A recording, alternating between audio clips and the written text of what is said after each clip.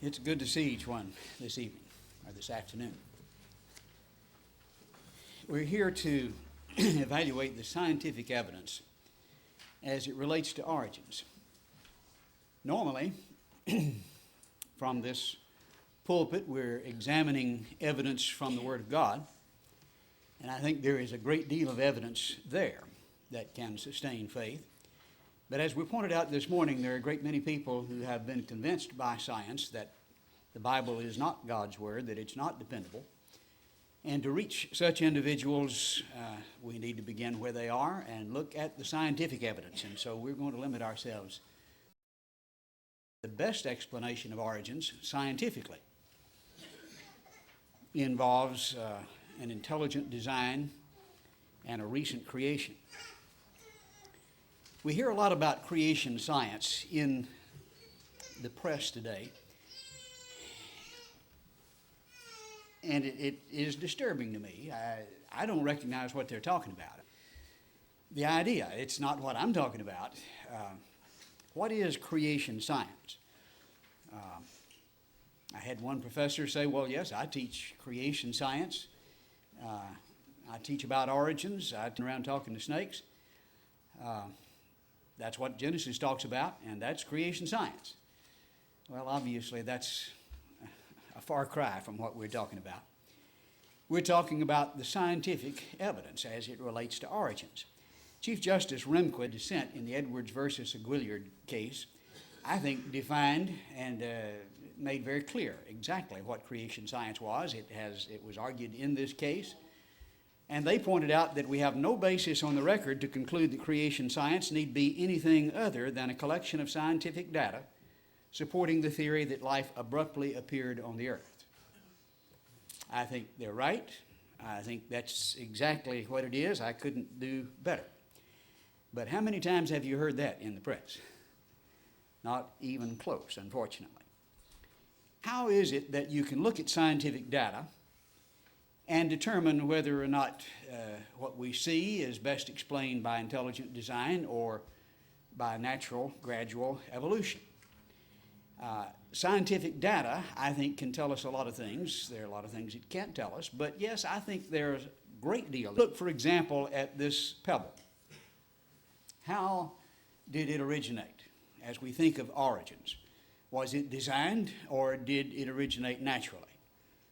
Well, I think most would conclude that's probably a natural form that we're looking at there. On the other hand, when we look at this rock, can we determine whether or not this happened by time and chance or by design and creation?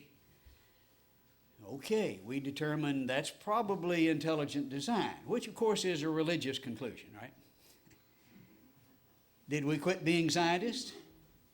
No, we determined this is the result of intelligent design by purely empirical evidence.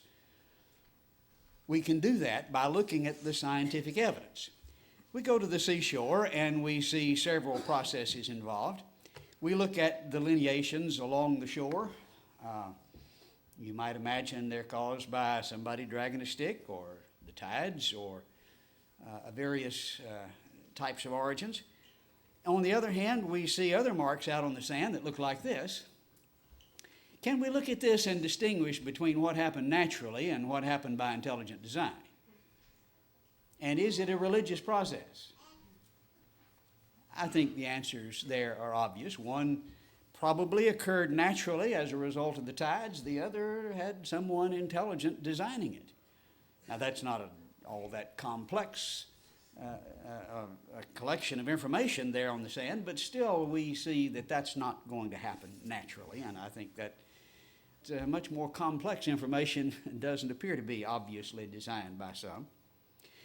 As we look at the explanation for origins in the world today, basically two competing ideas. There's the slow, simple beginning, which would indicate a natural development, or there is the complex, sudden beginning, which would indicate an intelligent beginning. And as we think about the origin of the universe and what we see around us, no other alternatives. Notice the statement that we find is a very devout anti-creationist. in his book Science on Trial, though, says creation and evolution between them exhaust the possible explanations for the origin of living things. Organisms either appeared on the earth fully developed or they did not. If they did not, they must have developed from pre-existing species from some process of modifications. Now, obviously, there are variations of the two, but basically, fundamentally, there are only two. But only one is allowed in the classroom, because we're told one is scientific and the other is religious. And I think that's a very naive evaluation. I think both can be evaluated scientifically. Both have very profound religious implications. Both evolution and creation, as we've already illustrated, can be investigated from the empirical evidence, but both of them undeniably have profound religious implications. Let me show you some of the religious implications of evolution, and the reason why so many are so devoted and devout and dogmatic in their contention for origins. Edward Erickson, writing in The Humanist a few years ago, says the core of the humanistic philosophy is naturalism. The proposition that the natural world proceeds according to its own internal dynamics without divine or supernatural control or guidance, and that we human beings are creations of that process. Now, that is the religion of naturalistic humanism, theism.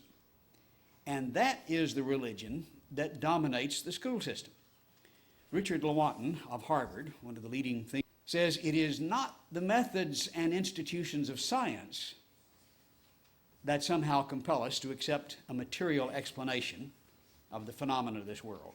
Now, a lot of people think, well, science has compelled us to say this was explained naturally. No, he says it's not science that has compelled that. On the contrary, he says we are forced by our a priori adherence to material causes. We have just made a fiat determination. We've decided we're going to be naturalist. Well, now, how did they decide that? Through a scientific? No, they just made that choice. There are various reasons for that motivation, but that's not a scientific investigation. But we're forced by that decision to create an apparatus of investigation and set of concepts that produce material explanations. We've made a choice. This is our choice. We're going to be naturalist. And so that's where we look. And that's the only place we look. No matter how counterintuitive, no matter how mystifying, in other words, no matter how crazy it sounds or looks, that's the way it's going to be. Moreover, that materialism is absolute, for we cannot allow a divine foot in the door. But you see, we're told one of these views is religious and the other is scientific. And no, they're both profoundly religious in their implications. And religious choices are made here, I think, not based on the evidence, but in spite of the evidence in many instances. It's a commitment to naturalism. It's an avoidance of the divine foot in the door. Isaac Asimov, who is one of the leading thinkers, recently deceased, says, I have faith and believe myself. I believe nothing beyond those natural laws is needed. Now, he's describing his conviction as an atheist. But it's faith that the natural laws can explain everything. I have no evidence for this. It is simply what I have faith in and what I believe. Now, he's using faith as many denominationalists use faith, not as we defined it this morning. I think the evidence is not, he admits. But it is nonetheless a faith in naturalism and in atheism. But the reason you can't have one in the schools and must have the other is one's religious and one isn't. That's just foolishness when you understand what underlies what they're saying. Michael Roos, again, one of the leading Florida State University now, says evolution is promoted by its practitioners as more than mere science. Now, he's being rather frank and objective here, though he is an atheist and an evolutionist. He says evolutionists are more than mere scientists. He says evolution is promulgated as an ideology, a secular religion, a full-fledged alternative to Christianity with its meaning and morality.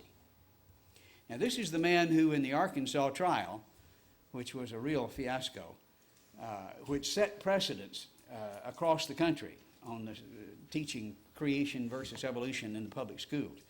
This is the one who said creation is strictly scientific, evolution is strictly scientific, whereas creation is religious. He's changed his mind and has said he changed his mind. He's saying both religious, profoundly religious. He says evolution is, this was true of evolution in the beginning, it's still true of evolution today. So when someone says to you, this is religion, this is science, that's why you can have this in the school and you can't have that, that is an extremely naive conclusion. But it also tells us why we ought to be upset about the fact that they are teaching religion in the public schools to the exclusion of all other religions. That's establishment of religion, and that is certainly unconstitutional. I think there needs to be a grassroots rebellion met with strong opposition when we see teachers shoving their religion down our children's throats in the public school classroom. That ought not to be allowed, but that is precisely what's being done. Pontificate humanistic naturalism. That is the only religion allowed in the classroom today, and it is certainly taught, and in many instances, very, very dogmatically. We could illustrate that, but we don't have time to go into it in detail, but just a brief illustration from one of the more popular textbooks today, Living Science, Biology by Prentice Hall, used commonly in high schools across the country. There is no doubt that if you jump up into the air, you'll end up on the ground. It makes no difference whether you understand or even believe in gravity. What goes up must come down just as definitely. Life on Earth evolved and is continuing to evolve all around us. Now, that's just a statement of faith of naturalism, the fundamental tenet of naturalistic humanism, and that's with the exclusion of any alternatives. But some say and that's amazing to me that people would buy that. Here's a scientific conclusion, and it's illegal to have an alternative scientific conclusion. Is that possible in America? Well, the press has been selling that and convinced a lot of teachers that it's illegal to evolution in the classrooms. That simply is not so. That we have Supreme Court authority for that. In, again, the Edwards versus Aguilera majority opinion, Brennan is writing and says the act does not, and what he's doing here is saying this Louisiana law that said you ought to have balanced treatment of scientific evidence for and against evolution. Isn't that a terrible law? A law that would say you have to have balanced treatment. They overturned it, said it was. But here's the reason he overturned it. He says the act does not grant teachers a flexibility they did not already possess to supplant the present science curriculum with a presentation of theories besides evolution about the origin of life. They already possess that. Here's the Supreme Court authority affirming this in this majority opinion. You have authority to present alternative views already, so you don't need this one. Overturning of the law, he affirmed that we have the right already. Presentation of theories beside, and of course there is one alternative, as we pointed out. Of scientific theories about the origin of mankind to school children might be validly done with the clear secular intent of enhancing the effectiveness of science education. You can't do it in order to convert them to Christ. You can do it to enhance the effectiveness of science education. Alternative views can be presented from the scientific perspective in the classroom. In fact, when this decision was rendered, Stephen Gould was interviewed in the New York Times Magazine. He's one of the leading opponents at the time, again recently deceased. He says, no statute exists in any state to bar instruction in creation science. It could be taught before, it can be taught now. So don't be intimidated by those who say it can't be done. Sometimes principals don't know that, and they need to be taught that because they're just ignorant on that point. Most of the people in our country now believe it should be done. That is, both sides should be taught. Zogby International conducted a poll August 2001 Testing this proposition, students should learn the scientific arguments against as well as for Darwin's theory. What does the public think about that in terms of the public classroom? 71% of our nation agreed with that statement. Only 15% disagreed. If you were a politician could get those kind of numbers, you'd be in great shape, wouldn't you? 14% were undecided. We ought to be teaching both, but we're being disallowed. In Texas, the Zogby poll taken in 2003, August, tested this proposition. State Board of Education should approve biology textbooks that teach only Darwin's theory and the evidence that supports it. Now, that is what they did, but only 16% agreed with it. B proposition stated the State Board of Education should approve biology textbooks that teach the theory, Darwin's theory of evolution, but also teach the scientific evidence against it, and 75% in Texas agreed. If this is what we think, then we live in America. Why can't we do that? Well, because we allow those, the dedicated naturalistic humanists to dominate, and it's only because we allow it. Things are changing, and we see more up. We see 100 courageous scientists taking a stand in New Republic. This was just a few years, this was 2001. The Discovery Institute purchased two full-page ad here with 100 scientists having agreed to the statement. Well, I thought I had the statement. Let me back that up and see if we can read the statement. They said, "We are skeptical of the claims of the ability of random mutations and natural selection to account for the complexity of life." In other words, we don't buy Darwinism. We don't think that's a proved proposition. And those that signed that are some of the leading scientists in our nation, from the American Museum of Natural History, from the Smithsonian Institution, from the heads of major universities. Since then, there have been another 250 that have signed a similar statement, 350 total. I think the wall is beginning to crumble, and we see some very encouraging signs. And yet, we see statements often stating that there are no scientists that don't accept Darwinism. And they're either ignorant or they're lying when they make such a statement. It is absolutely false. Book, The Demon-Haunted World, acknowledged that only 9% of Americans accept that human beings and all other species have slowly evolved by natural processes from a succession of more ancient with no divine intervention. In other words, naturalistic evolution is believed by only 9% of Americans. And yet that's what's taught in the classroom to the exclusion of everything else. Why? Because we allow it, and we shouldn't.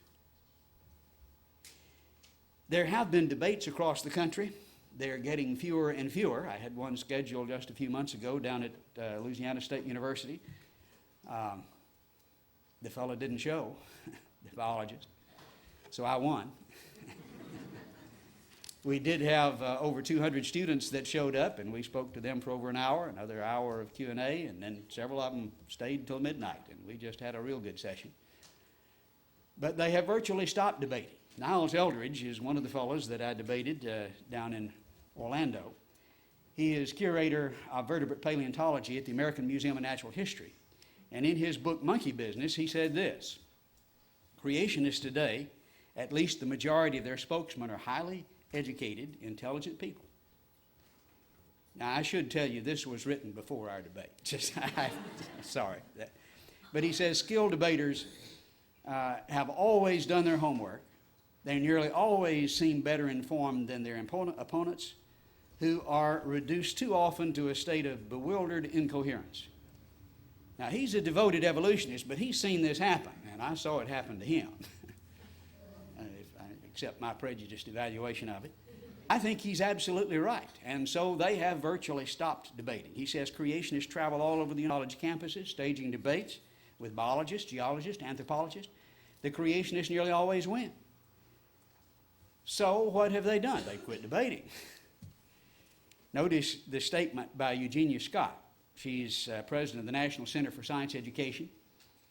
If you hear comments about creation science controversy, you usually have a quote from her. Now, it sounds like a very official group, National Center for Science Education. It's just a watchdog group. It's a group of anti-creationists. They have no official standing, but they sound official. But she's often quoted, and in New Scientist, she says scientists should refuse formal debates because they do more harm than good. But scientists still need to counter the message. Now, does that sound like a scientific approach to you? This is not a scientist. This is someone that's hiding the truth. I just don't agree with that philosophy at all, and I'll make fun of her as she makes fun of us. Darwin's view is much more reasonable. In his book, Origin of the Species, he says a fair result can be obtained only by fully stating and balancing the facts and arguments on both sides of each question. Is that difficult to comprehend? Does that seem fair and reasonable? And yet they've tossed that out, and I think the reason is they got beat to a pulp, and they didn't like it, and so they quit that. But there are some very encouraging signs. Let's look at these issues and begin by defining our terms, and I think that's essential. Sometimes it's like hard work, but it's necessary to avoid some of the problems that we inevitably run into.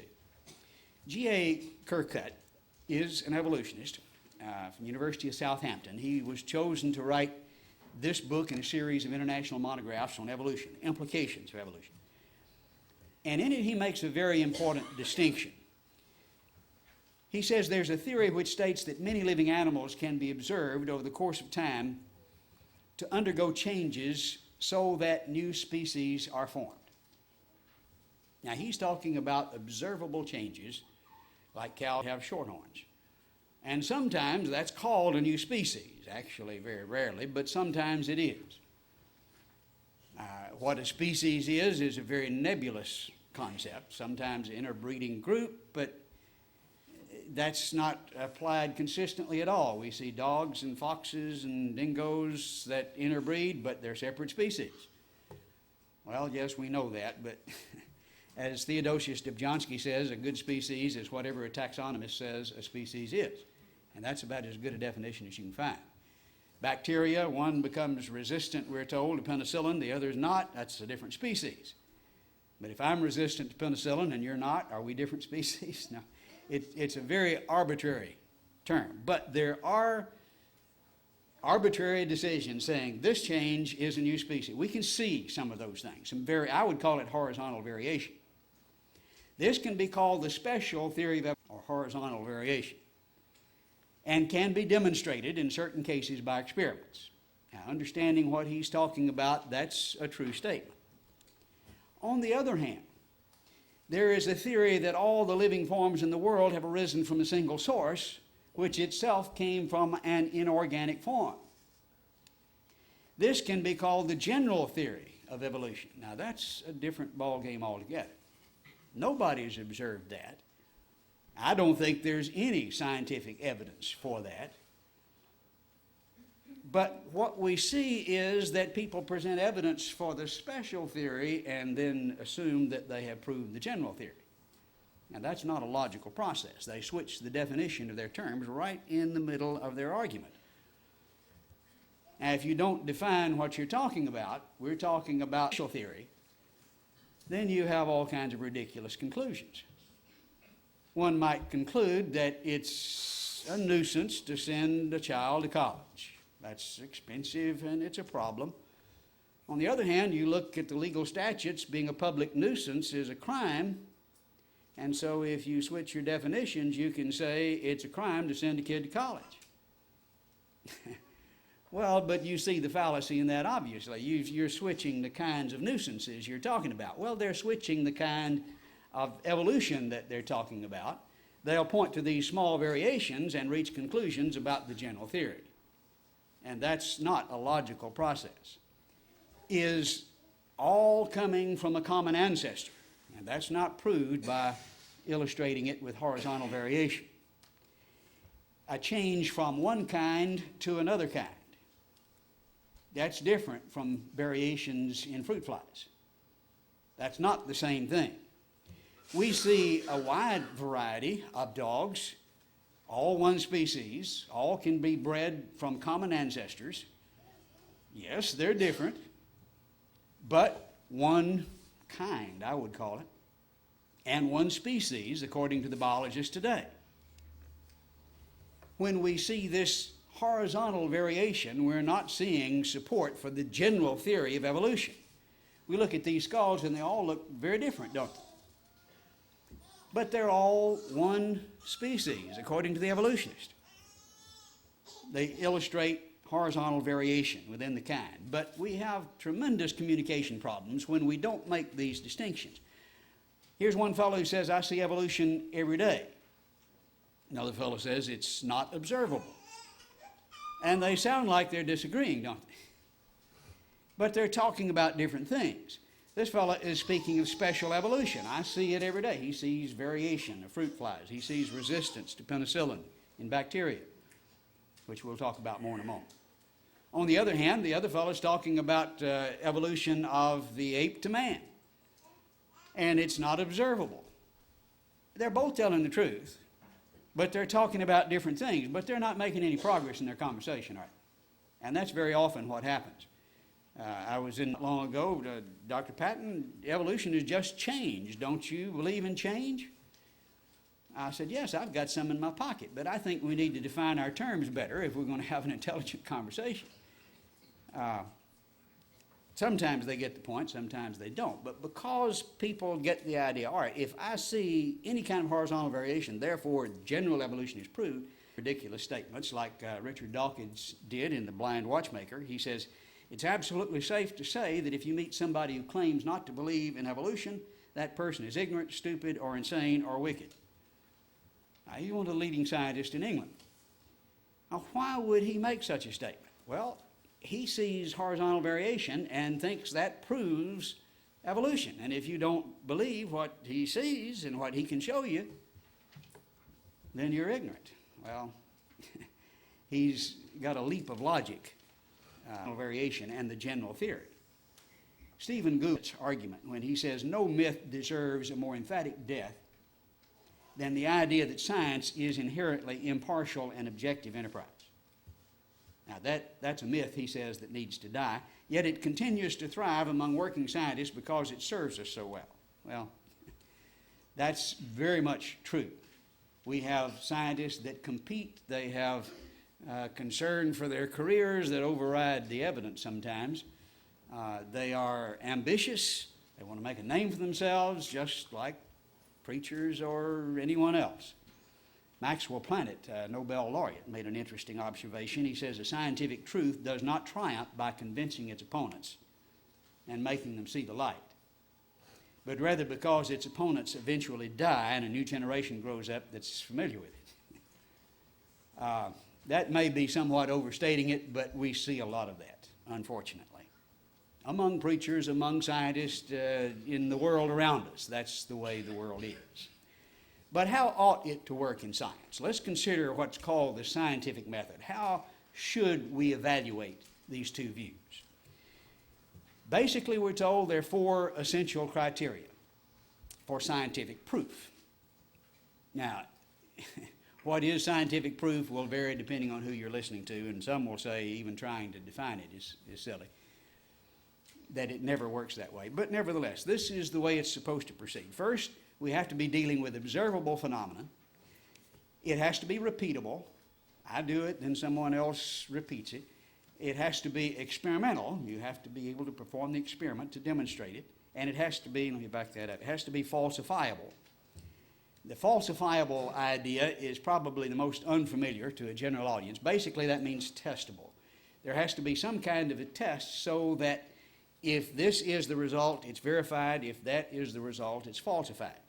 And if it's not potentially falsifiable, it's not science. You can't test it. Nobody can know. These are the four basic components of scientific proof. Well, now, as we apply that to the two concepts of creation and evolution, do we have proof? We're told over and over again, evolution is proved, scientifically proved. If so, then it should meet these criteria. Is it observable? Well, again, we're talking not about the special theory, but about the general theory. Do we observe that in the living world? G. Leonard Stebbins of Harvard, again one of the leading evolutionists, says the reason the major steps of evolution have never been observed is that they require millions of years. Okay, that's reasonable. But he's saying it hasn't been observed, and that's the first criterion of scientific proof, is you can't see it, much less repeat it. Jeffrey Schwartz, professor of physical anthropology at the University of Pittsburgh, says it was and still is the case that with the exception of Dobzhansky's claim about a new species of fruit fly, which he objects to, the formation of a new species by any mechanism has never been observed. Now, again, that's a matter of definition. Some would say, yes, this is because they say it is. He says that happened with Dobzhansky. But any plain definition, I mean, by unanimous decision, nobody has said, yeah, that definitely is. So everybody admits that. You don't observe it. It takes millions of years to do it, so you can't observe it in the living world. Okay. The fossil record is supposed to record these millions of years, so you should be able to see it there. Stephen Gould, one of the leading authorities in that field of Harvard, says the extreme rarity of transitional forms in the fossil record persists as the trade secret of paleontologists. We view our data as so bad we never see the very process we profess to study. So you don't see it there either. He says it went so fast that it wasn't recorded in the fossil record. We'll talk more about that when we look at the fossil record, I believe, Tuesday evening. But you don't see it there either. As D.B. Kitts, University of Oklahoma, says, writing in the journal Evolution, excuse me, despite the promise that paleontology provides a means of seeing evolution, it has presented some nasty difficulties for evolutionists. You don't see those transitions in the fossil. You don't see it in the living world. You don't see it in the fossil record. Well, what about experimentation? Repeatability. These are number 2 and number 3. Again, Theodosius Dobzhansky of Harvard says the evolutionary happenings are unique and unrepeatable. He's talking here about, in the context, the change from Australopithecus, the ape man, up to man. You can't do that again in the lab. That's unrepeatable. It's a historical process. He says the applicability of the experimental method to the study of such unique historical processes is severely restricted, before all else, by the time intervals involved, which far exceed the lifetime of any human experimenter. So it's not repeatable. You can't experiment and demonstrate it. Again, talking about the general theory. And what about testability?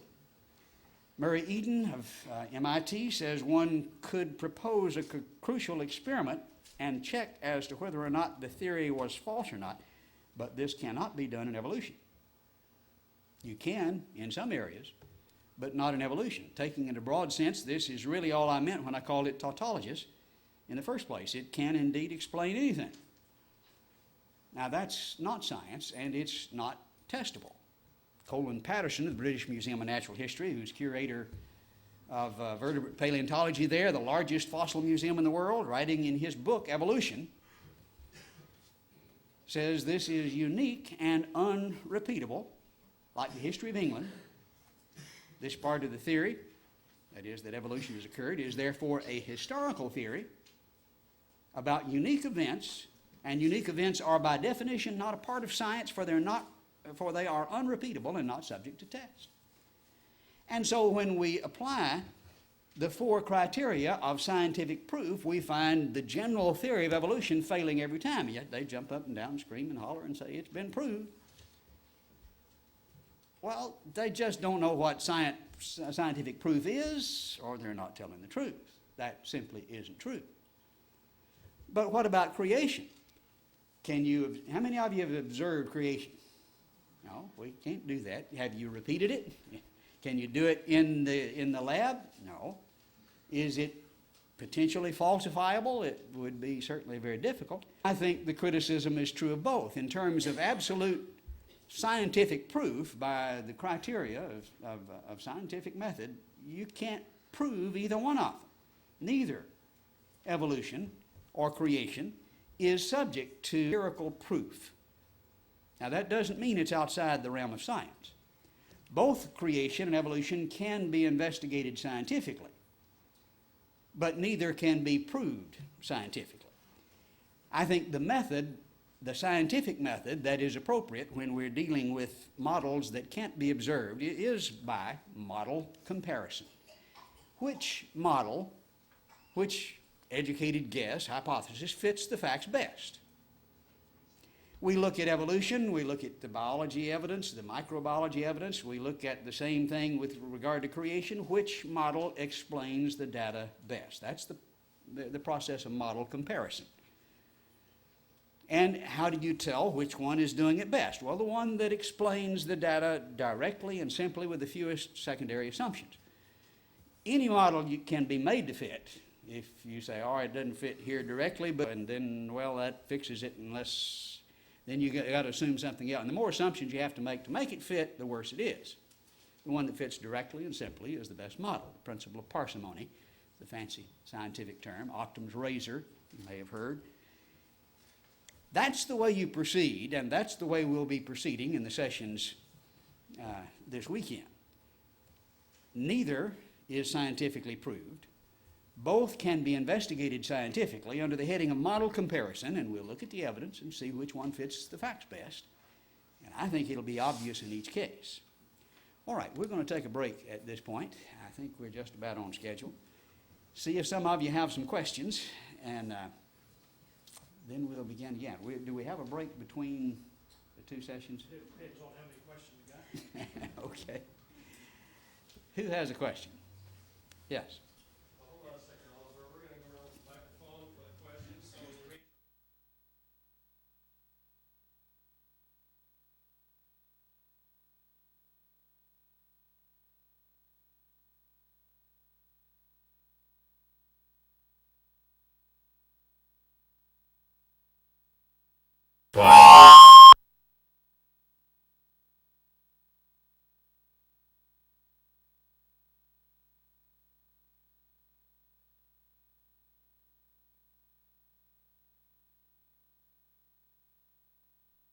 Was. But there are some variations involving wing size and color, and I think the shape of the head. There's some changes that you can see. But you look at dogs and, well, yeah, you can see lots of changes. But that doesn't mean they're a new species, and many people have pointed that out. And the fact that it reverts back to the normal in the normal environment says you hadn't really changed anything. There are recessive genes that don't express themselves all the time, but under right circumstances they do, and that's what you're seeing. The information was in the gene pool all the time and then goes back. It didn't lose the original form either. But that's the best they can do. With the exception of that, you've not seen any change. I think you've not seen any change. Yes.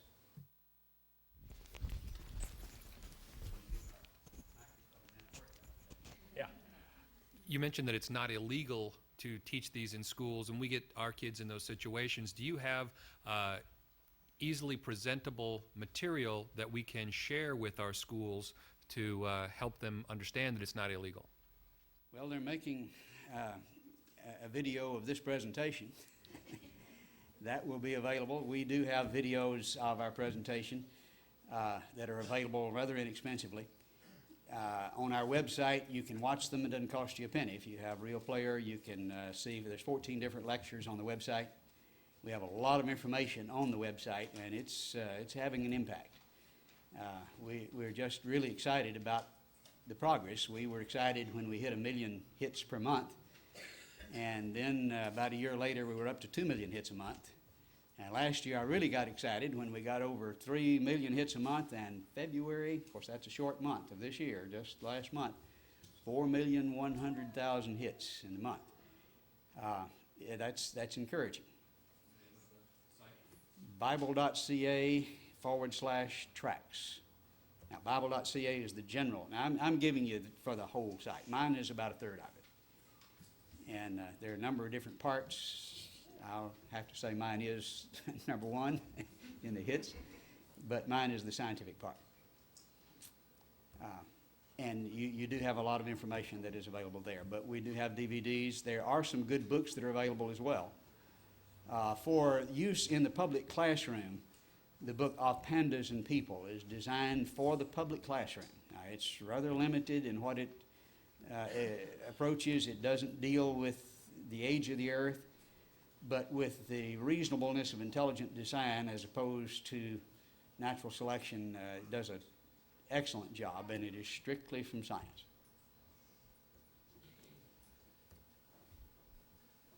Okay.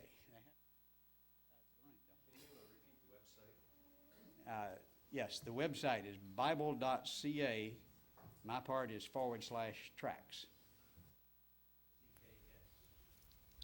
When you're referring to two different types of evolution, is that sometimes also called micro versus macro evolution? Okay. Same thing. Terminology varies under different circumstances. I like to concede as much as I can and still flip them. So if they want to call it special evolution and general evolution, as long as we understand the definition, I'll let them play their game. Actually, I would call it horizontal variation. Yes.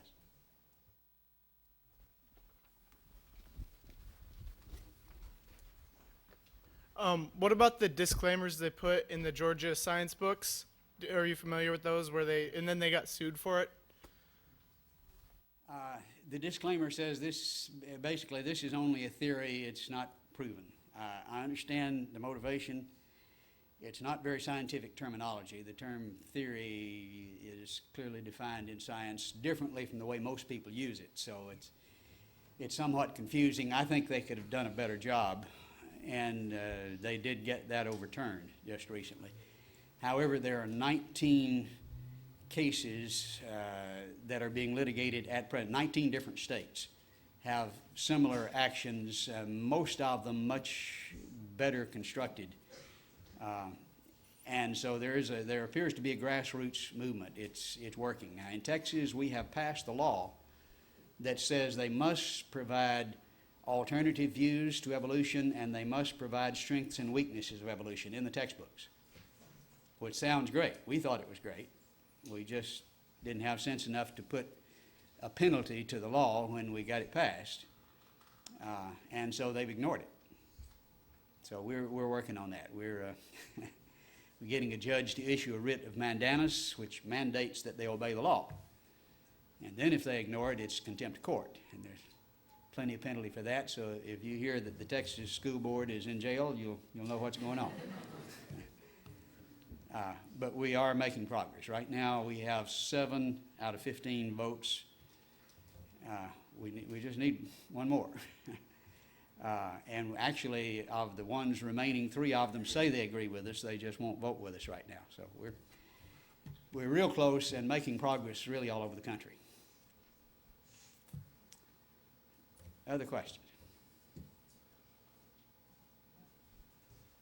Basically, what we have is religion being taught exclusively, establishment of religion, the naturalistic humanism in the classroom. That's not right. It's not hard to see that that's right. Of course, they've just called it science, and it's not good science when you teach one view to the exclusion of all others. That's not science, that's religion, and should be recognized as such. We just think all scientific evidence ought to be presented, and all viable alternative views ought to be presented, and that's necessary for good science. The balanced treatment. Now, you just watch their eyes cross and the fury flame, and of course that tells you you're talking about religion. Other questions? All right, we thank you for your interest. Why don't we take about a 5